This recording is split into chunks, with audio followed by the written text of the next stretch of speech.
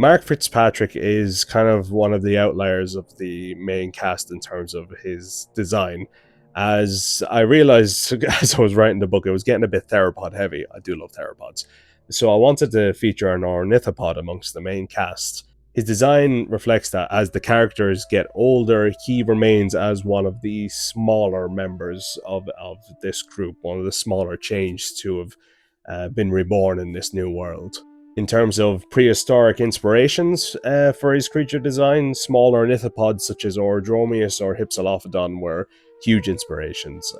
They're amazing little dinosaurs that often get overlooked, and I really was excited to feature a creature based on their body plans in this story. However, there also are other features such as ankylosaurid features, or particularly basal ankylosaurid or armored dinosaurs such as Scelidosaurus was one of the main inspirations for his design. Now, before the event that transformed the entire world into a prehistoric battleground, essentially, Mark was a very intelligent, a very crafty individual.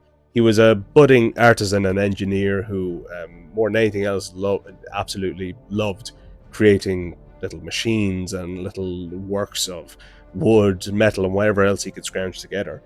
A skill that very much allowed him to gain an edge in the new world. And lucky enough for him, while he is one of the smaller changes to have hatched out into this new world, he was born with gloriously dexterous front hands that allow him to manipulate stuff rather easily and allow him, most importantly, to create the various devices and machines that he uses to get an edge over some of the more dangerous creatures and threats that are present in the new world.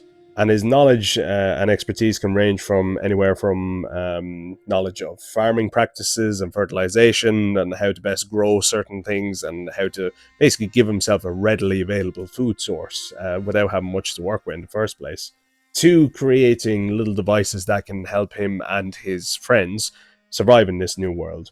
Everything from scavenge syringes to administer healing tonics to switchblades made out of eel skulls, and even one of his more iconic features is his mask, his gas mask essentially, created from bits of shells, stone, bone, and even two ammonite shells that act as the filters, which is stuffed with a variety of plant materials and spider webbing to filter out harmful chemicals or smokes in the air. Another important piece of equipment that he often makes use of is his cloak. This camouflaging cloak is very efficient at keeping him hidden from the various threats of the new world,